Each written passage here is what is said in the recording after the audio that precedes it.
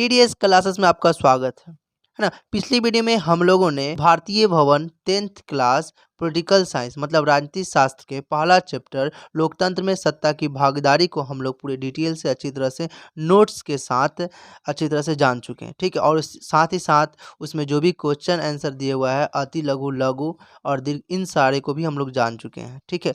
इस वीडियो में हम लोग दूसरा चैप्टर राजनीति शास्त्र क्लास 10th राजनीति शास्त्र के जो दूसरा चैप्टर है ना, जातीय लैंगिक एवं सांप्रदायिक विभेद का लोकतांत्रिक राजनीति पर प्रभाव, ये जो दूसरा चैप्टर है इस दूसरा चैप्टर को हम लोग पूरे डिटेल के साथ पूरे नोट्स के साथ अच्छी तरह से एकदम समझ लेंगे। और कल हम लोग इसी का दूसरे चैप्टर का है ना क्वेश्चन आंसर जो अति लघु और दीर्घ इसको जान लेंगे अच्छी तरह से, ठीक है। तो यह स्पष्ट किया जा चुका है कि सामाजिक विभेद लोकतंत्र का ही एक गुण है। राजनीति इन विभेदों से अवश्य प्रभावित होती है। इन सामाजिक विभेदों में जातीय लैंगिक एवं सांप्रदायिक विभेद का एक विशेष स्थान है, क्योंकि राजनीति को सबसे अधिक ये विभेद ही प्रभावित करते हैं। इस अध्याय में निम्न ये 3 महत्वपूर्ण बिंदुओं को पढ़ेंगे, है ना। मतलब इस वीडियो में इस चैप्टर में जो दूसरा चैप्टर है ना, इस चैप्टर में हम लोग 3 महत्वपूर्ण टॉपिक के माध्यम से इस चैप्टर को पूरी डिटेल से समझेंगे, ठीक है। तो पहला टॉपिक क्या है? जातीय विभेद एवं राजनीति में जाति, ठीक है। दूसरा टॉपिक क्या है? लैंगिक विभेद एवं राजनीति। तीसरा टॉपिक क्या है? धार्मिक एवं सांप्रदायिक विभेद एवं राजनीति। सिंपल सा आप लोग समझ लीजिए कि इस दूसरे चैप्टर में हम लोग जाति के बारे में पढ़ेंगे, है ना, कि जातिवाद क्या है, जाति व्यवस्था क्या है, मतलब भारत में जो जाति प्रथा या जातिवाद जो जाति या जाति व्यवस्था इसके बारे में पढ़ेंगे। फिर दूसरा लिंग मतलब लैंगिक के बारे में पढ़ेंगे, लैंगिक श्रम क्या है ना, लिंग क्या है ना, इन सब इसके बारे में पढ़ेंगे। दूसरा क्या है? धर्म के बारे में पढ़ेंगे, संप्रदाय के बारे में पढ़ेंगे, ठीक है। तो इन 3 टॉपिक को हम लोग अच्छी तरह से समझ लेंगे तो ये हमारा ये जो दूसरा चैप्टर भी पूरी डिटेल से कंप्लीट हो जाएगा, ठीक है। ये दूसरा चैप्टर में जाति के बारे में बताया गया है, लिंग के बारे में बताया गया है और धर्म के बारे में बताया गया है, ठीक है। तो पहला टॉपिक क्या है? जातीय विभेद एवं राजनीति में जाति, ठीक है। जातीय मतलब जाति, विभेद मतलब अलगाव, राजनीति तो पता ही है जाति मतलब जो ये जातीय जो अलगाव है ना, इसका राजनीति में जाति मतलब राजनीति जो है ना उसमें जाति का क्या प्रभाव पड़ता है या क्या होता है ना, इसको हम लोग जानेंगे, ठीक है। भारत की सामाजिक समस्याओं में जातिवाद की समस्या मुख्य मानी जाती है। लैंगिक विभेद एवं सांप्रदायिक विभेद से विश्व के अनेक देश प्रभावित है, परंतु जातीय विभेद की समस्या से आज तक भारत ही जूझ रहा है। प्राचीन काल में विभिन्न जातियों में किसी प्रकार का भेदभाव नहीं था, परंतु कालांतर में मतलब कुछ समय बाद में काल के अंतर में मतलब कहने का मतलब कि कुछ समय बाद, है ना, परंतु कालांतर में जाति विभेद की कथित प्रथा कठोर होती गई और उसका आधार कर्म न होकर जन्म माना जाने लगा। आज तो संपूर्ण देश जातिवाद का शिकार बना हुआ है ना। इसके कारण ऊंच नीच, गरीब अमीर, छुआछूत आदि घिनौना भावनाओं का जन्म हो गया है, ठीक है। आज भारत में चार जातियों के बीच 3000 उपजातियां हो गई हैं, है ना, जो राष्ट्रीय एकता और प्रजातंत्र के लिए खतरनाक है ना। भारत में जातिवाद का कुप्रभाव इस प्रकार बढ़ा है, मतलब भारत में जातिवाद का है ना एकदम बेकार परिणाम या बेकार प्रभाव इस प्रकार पड़ा है, ठीक है। पहला क्या है?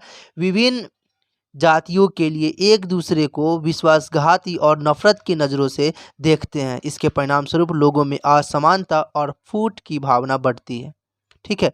दूसरा क्या है? कुप्रभाव।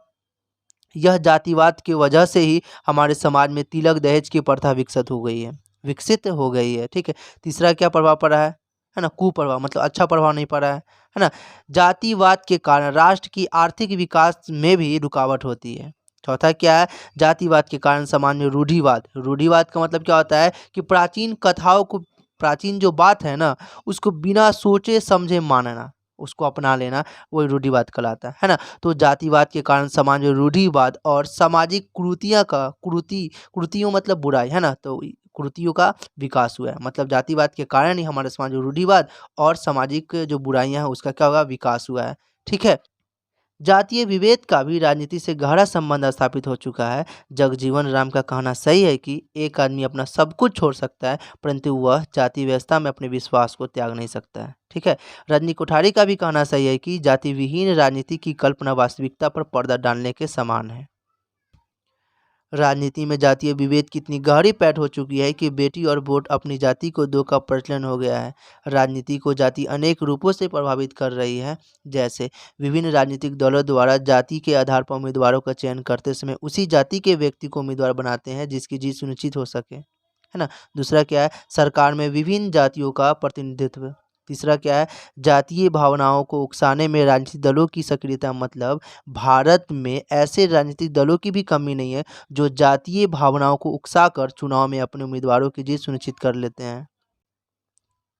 चौथा क्या है, कमजोर जाति के लोगों की राजनीति में अभिरुचि। जो कमजोर जाति के लोग हैं, है ना, उन लोगों को राजनीति में अभिरुचि। मतलब जातीय विभेद और राजनीति में संबंध स्थापित करने में कमजोर जाति के लोगों की भूमिका महत्वपूर्ण रही है।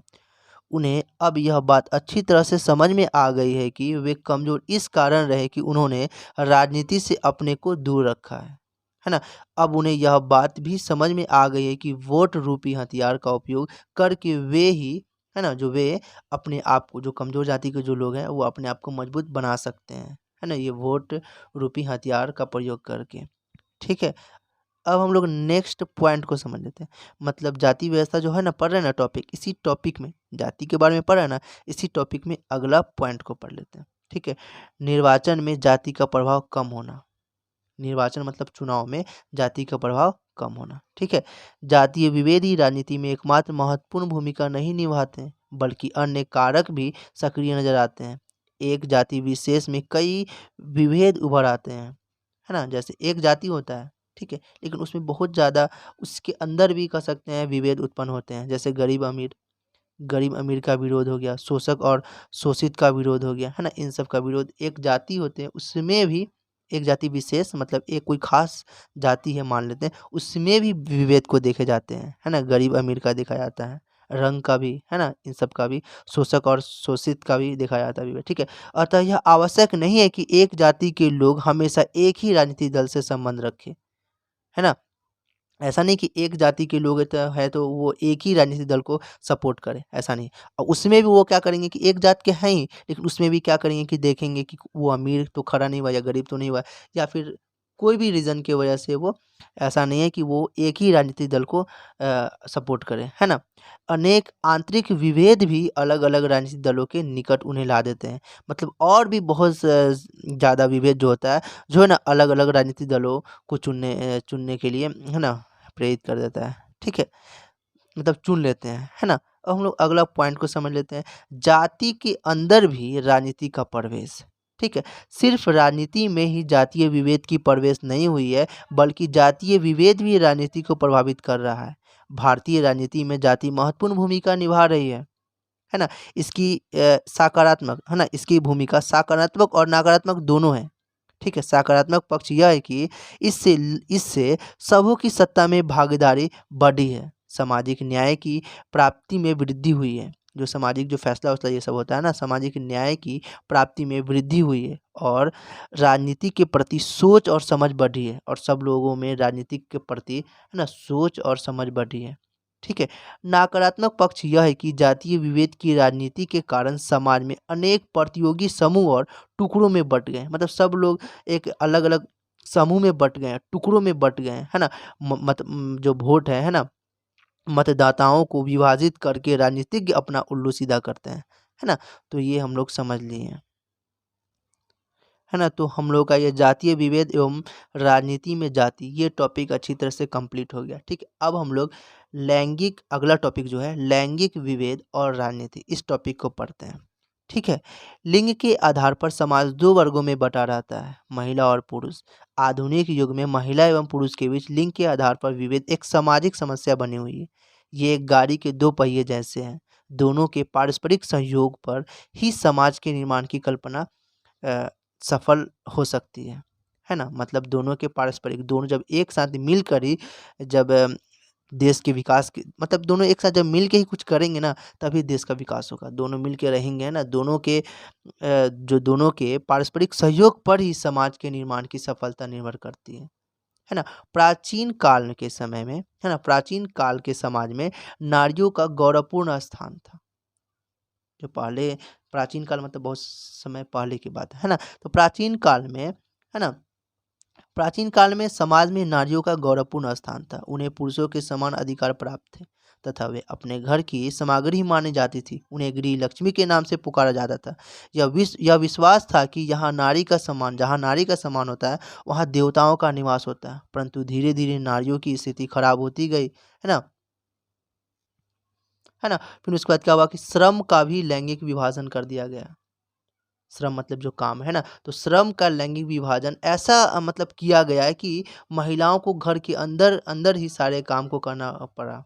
जो महिलाएं मतलब जो कह सकते हैं नारी जो है ना, तो जो महिलाओं को घर के अंदर ही सारे काम को पूरा करना था, जैसे खाना बनाना, सफाई करना, कपड़े धोना, बच्चों को लालन पालन करना, मतलब बच्चों को लालन पालन करना मतलब पालना पोसना, है ना। ये सब जो काम है वो महिलाओं को दे दिया गया, बाँट दिया गया, श्रम का विभाजन कर दिया। श्रम मतलब काम को बाँट दिया गया कि जो महिला है वो घर में ही रहकर ये सब काम करेगी, खाना पकाना, सफाई करना, कपड़ा धोना, है ना, बच्चों का पालना, ये सब काम घर में करेंगे। और दूसरी ओर पुरुषों को घर के बाहर का काम सौंपा गया है कि जो पुरुष है वो घर के बाहर का काम करेंगे, है ना। श्रम का यह लैंगिक विभाजन इस आधार पर किया गया है कि पुरुष जो है वो घर के काम-काज के लायक नहीं है, और जो महिला है वो घर के बाहर के काम-काज के लायक नहीं है, योग्य नहीं है। इसलिए महिलाओं को घर में ही काम करना होगा, और जो पुरुष है उसको घर के बाहर काम करने के लिए बोला जाएगा। ठीक है? महिलाओं की योग्यता को दबाकर उन्हें घर की चारदीवारी में बंद रखने वाला पुरुष प्रधान समाज प्रत्येक क्षेत्र में उनका एक साधन के रूप में प्रयोग करता रहा। है ना? स्वामी विवेकानंद जो है ना, तो स्वामी विवेकानंद ने कहा था कि नारियों की स्थिति में सुधार लाए बिना समाज कल्याण की बात सोचना उसी प्रकार है जैसे एक पंख से उड़ान भरना, है ना। मतदान के अधिकार से भी महिलाओं को बहुत दिनों तक वंचित रखा गया। मतलब वोट देने के अधिकार से भी महिलाओं को बहुत दिनों तक दूर रखा गया। मतलब वोट देने नहीं दिया गया, है ना। ब्रिटेन में 1928 ईस्वी में सार्वजनिक वयस्क मताधिकार को मान्यता मिली। जो ब्रिटेन जो देश है वहाँ पे 1928 में सार्वजनिक वयस्क के मताधिकार को मान्यता मिली, है ना। और स्विट्जरलैंड में वहाँ पे 1971 ईस्वी में महिलाओं को मताधिकार प्राप्त हुआ। एग्जाम में ये पूछा जाएगा कि ब्रिटेन में कब से महिलाओं को वोट देने का अधिकार मिला, तो 1928 ईस्वी में। और स्विट्जरलैंड में कब से, तो 1971 ईस्वी में। ठीक है। विश्व स्तर पर नारी आंदोलन शुरू हुआ, और उसी का फल है कि आज विश्व के अधिकांश देशों में महिलाएं पुरुषों से कंधे मिलाकर चल रही है, और जीवन के प्रत्येक क्षेत्र में वे आगे बढ़ने के लिए तैयार है। आज महिलाएं वैज्ञानिक, बैंक सेवा, डॉक्टर, इंजीनियर, शिक्षक, पुलिस, ये सब पदों पर नजर आती है ना। यहाँ तक भारत का प्रश्न विश्व के अन्य देशों की तरह यहाँ भी महिलाओं की स्थिति में सुधार के प्रयास हुए। सती प्रथा की समाप्ति, बाल विवाह पर रोक और विधवा विवाह, ये सभी भारत में स्वतंत्रता प्राप्ति के पहले ही सुधार हुआ।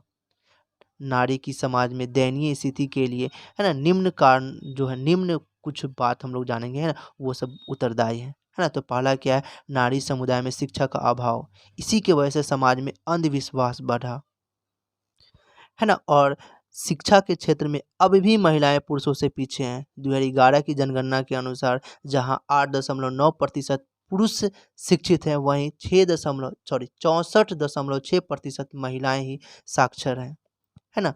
दूसरा क्या है, पर्दा प्रथा, सती प्रथा, दहेज प्रथा, है ना, और बाल विवाह से उन्हें काफ़ी हानि हुई है। और तीसरा क्या है, जनसंख्या की दृष्टि से भी स्त्री पुरुष से विभेद बना हुआ है। जनसंख्या के हिसाब से भी स्त्री और पुरुष में विभेद बना हुआ है, मतलब अलगाव है ना, कम बेसी है ना। पुरुषों की तुलना में स्त्रियों की संख्या कम है ना। जहाँ 1901 में भारत में 1000 पुरुष पर 972 स्त्रियां थी, वहीं 2011 में 1000 पुरुषों पर नारियों की संख्या, है ना, घटकर 1943 हो गया है। मतलब अगर 1000 पुरुष है तो महिला है कितना है, 1943 है ना। केरल, पुदुचेरी, ये जो राज्य है जो है, केरल और पुदुचेरी जो है, इनको छोड़कर भारत में सभी राज्यों में लगभग यही स्थिति है ना। चौथा जो पॉइंट है उसको जान लेते हैं, है ना। उच्च उच्च मातृ मृत्यु दर, स्त्री भ्रूण हत्या, स्त्री शिशु का गर्भपात, है ना, पुरुष प्रधान साम्राज्य, स्त्री शिशु की अवहेलना के कारण भी लिंग समानता की समस्या बनी हुई है है ना? भारत में लैंगिक समानता की समस्या हल करने के लिए कई कदम उठाए गए। भारतीय संविधान में लिंग समानता के सिद्धांत को स्वीकार किया गया। पुरुषों के समान अधिकार दिए गए। कानून में समक्ष समान समानता के अधिकार की गारंटी दी गई और भेदभाव करने की इजाज़त नहीं दी गई। पुरुषों के समान वयस्क मताधिकार राज्य की नीति पुरुषों के समान वयस्क मताधिकार राज्य के नीति निर्देशक, है ना? नौकरी पाने के अवसर, है ना? और नारियों को जीविका के साधन प्राप्त करने का समान अधिकार है ना? ये सब संविधान के हिसाब से, है ना, पूरी तरह से इजाज़त है ना? विभिन्न सरकारों द्वारा भी कानून बनाकर सुधार का प्रयास किया गया है। लड़कियों के विवाह की आयु कम से कम 18 वर्ष निश्चित कर दी गई। मतलब कानून सरकार के द्वारा कानून बनाया गया है, उस कानून में लड़कियों की जो शादी का उम्र है ना 18 साल फिक्स किया गया है कि कम से कम जो लड़की का उम्र जो होना चाहिए वो 18 साल होना चाहिए, है ना? और ये भी कि पति से अलग होने पर पत्नी और उसके आश्रित बच्चों को भरण-पोषण के लिए पति से एक निश्चित राशि पाने का अधिकार हो। मतलब अगर कोई पति छोड़ता है तो उस पति से, है ना, वो पत्नी क्या करेगी, पैसा लेगी अपने जीवन को जीने के लिए और साथ ही अपने बच्चों जो बच्चा है उनको भी जीवन को गुजारने के लिए, है ना? नारियों की भी विरासत में परिसंपत्ति पाने का अधिकार और जो घर के जो पिता होते हैं, अब बेटा को देते हैं ना, तो उस वो तो ऐसा कानून बनाया गया है कि बेटी को भी विरासत से मतलब उसके पिता से, है ना, संपत्ति लेने का अधिकार है ना? नारियों के साथ-साथ छेड़छाड़, किसी लड़की या नारी को भगाकर ले जाना, है ना? एक पत्नी के रहते हुए दूसरी शादी करना, ये सब पूर्ण अपराध, है ना, करार दिया गया है ना? सरकार के कानून बनाकर इन सबको अपराध करार दिया गया है ना? सरकार की ओर से लड़कियों की शिक्षा के लिए भी भरपूर प्रयत्न किए गए हैं, है ना? जैसे कि बालिका बालिका विद्यालय, महिला शिल्प सदन, है ना? मातृ सेवा आदि सरकारी और गैर सरकारी संस्थाएँ खोले गए। शिक्षण संस्थाओं में लड़कियों की संख्या और महिला शिक्षकों की संख्या बढ़ने लगी। मतलब जो लड़की थी उसकी संख्या पढ़ने के लिए और महिला जो है उसकी संख्या शिक्षकों के रूप में बढ़ने लगी। महिलाओं के आर्थिक विकास और, है ना, स्वरोजगार कार्यक्रम की ओर से भी विशेष ध्यान दिया जा रहा था। 1953 ईस्वी में केंद्रीय समाज कल्याण बोर्ड का गठन किया गया।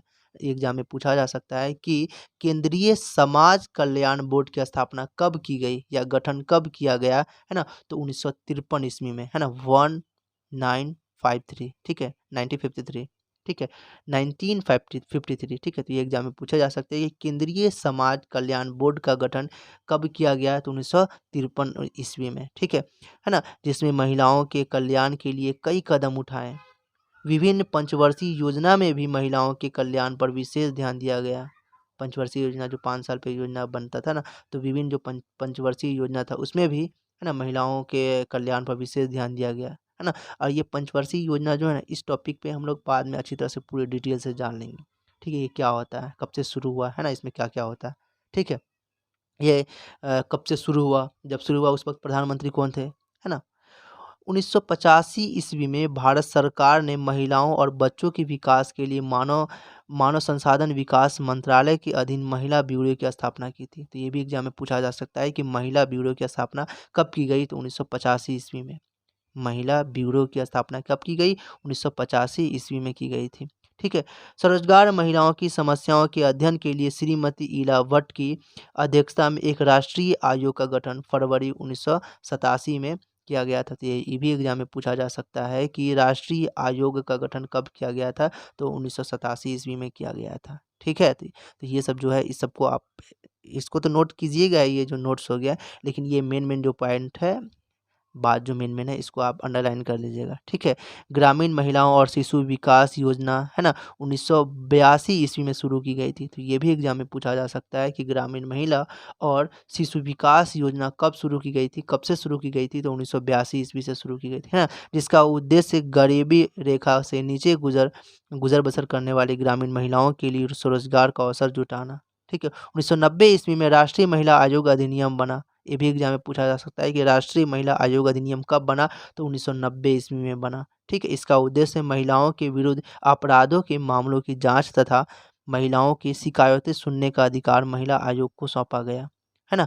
केंद्र सरकार ने भी 1975 में पहली बार एक राष्ट्रीय महिला उत्थान नीति की घोषणा की थी। ये भी एग्जाम में पूछे जा सकते हैं, है ना। इसका उद्देश्य महिलाओं की आर्थिक, राजनीति और सामाजिक विकास में समान भागीदारी के अवसर प्राप्त प्रदान किए जा सकेंगे। ठीक है, महिलाओं के सशक्तिकरण की दिशा में विभिन्न प्रयासों का ही फल है कि उनकी आर्थिक और सामाजिक स्थिति निरंतर सुधर रही है, परंतु राजनीतिक स्थिति अभी भी दयनीय बनी हुई है ना। लोकसभा चुनाव में महिलाओं की राजनीति भागीदारी 1989 के बाद क्रमशः बढ़ने के बाद भी पुरुषों की तुलना में बहुत कम है।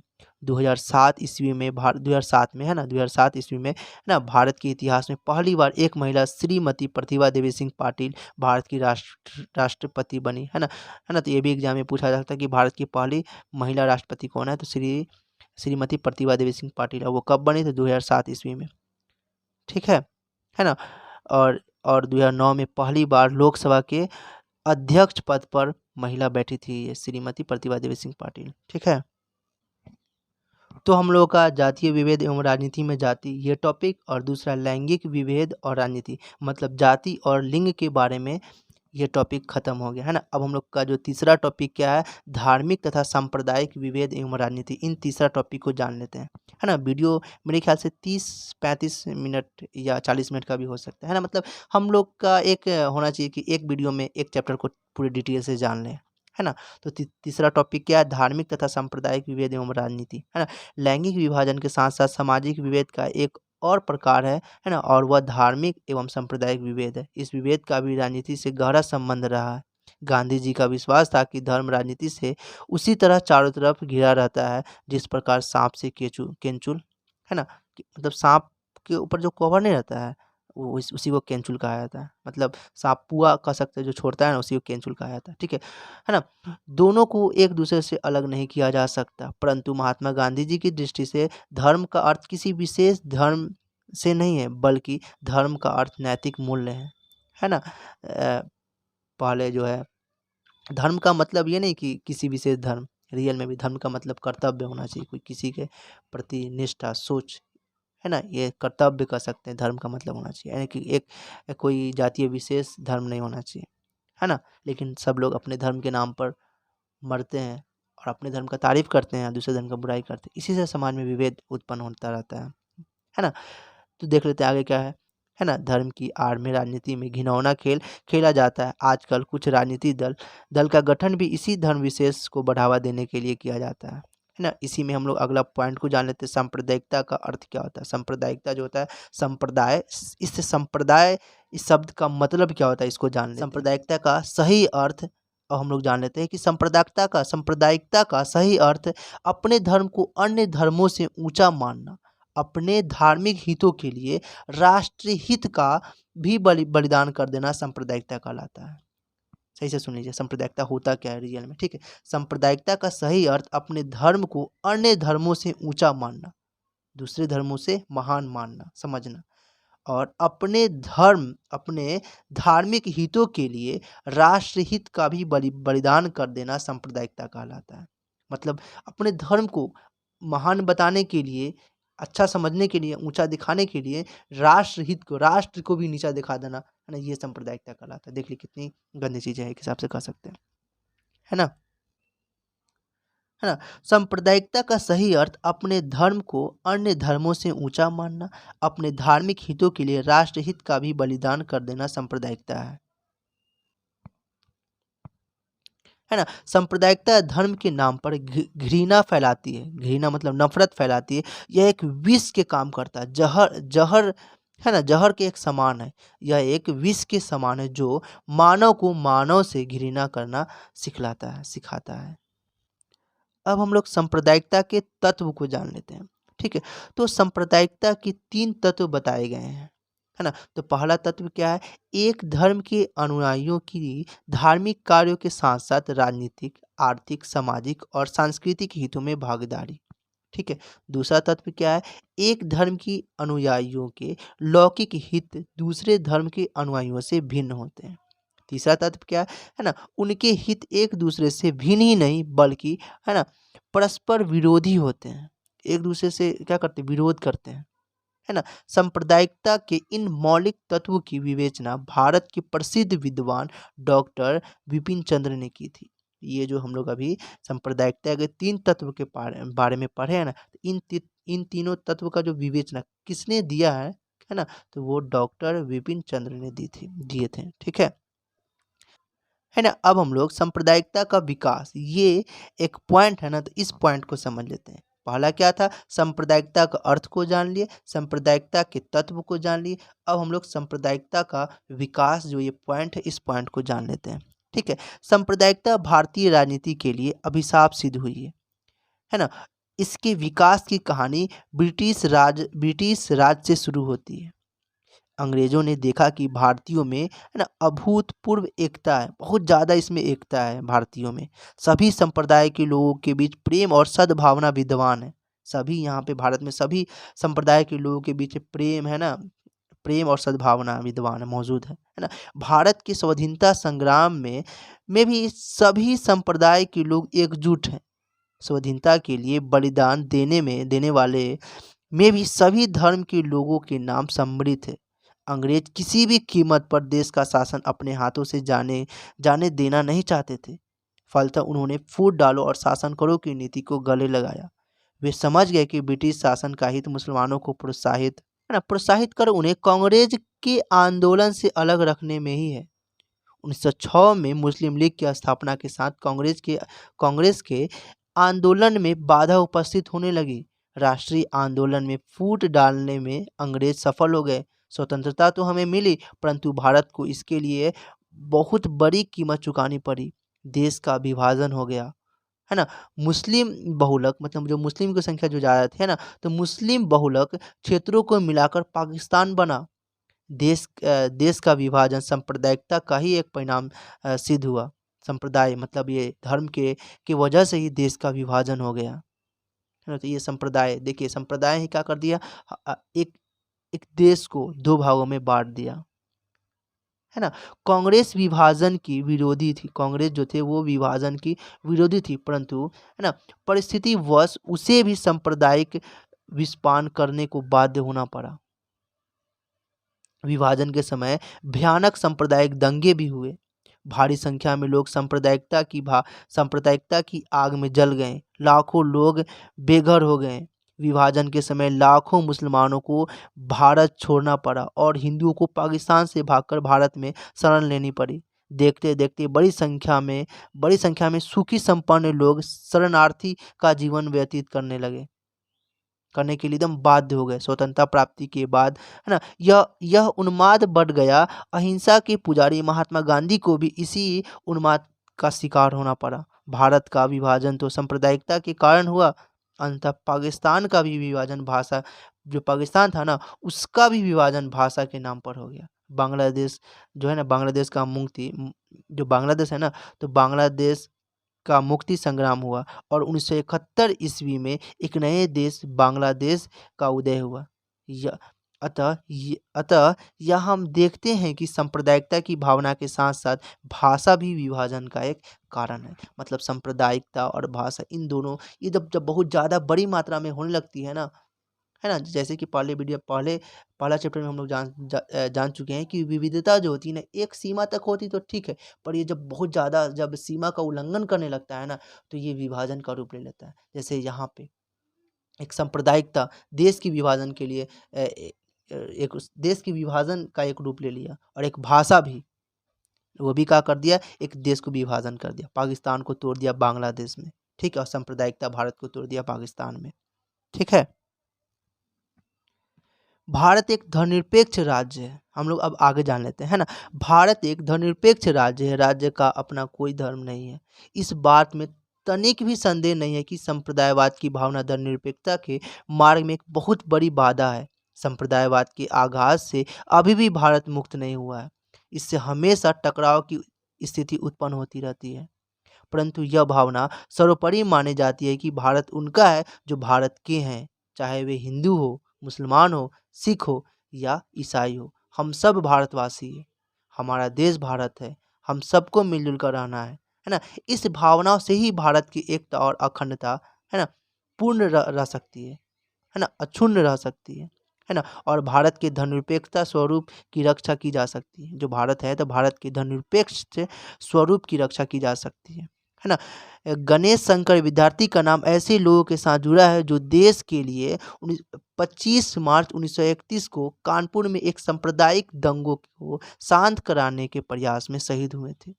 उनका कहना था कि शंकर गणेश विद्यार्थी का कहना था कि, है ना, हम न हिंदू है और न मुसलमान, मातृभूमि का कल्याण ही हमारा धर्म है और उसके बाधकों का सामना करना ही हमारा कर्म है। पंडित हो या मौलवी, धर्म हो या कर्म, मातृभूमि के हित के विरुद्ध हमें किसी की व्यवस्था माननी नहीं है। मातृभूमि का अपराधी चाहे वह हिंदू हो या मुसलमान या कोई, है ना, कोई भी हमारे तिरस्कार और उपेक्षा से भाग नहीं सकता है ना। कितना मस्त बात बोले हैं, है ना। कोई भी हो जो हमारे देश के प्रति कुछ भी विरोधी बात या उल्टा बात बोला, है ना, उसका सामना हमसे करना होगा, है ना। कितना मस्त बात बोले, है ना। महात्मा गांधी जी ने भी इसी तरह का विचार व्यक्त किए। जब हम स्वयं आत्महत्या के लिए तैयार है तो हमें अंग्रेजों पर दोष मढ़ने का क्या अधिकार है ना।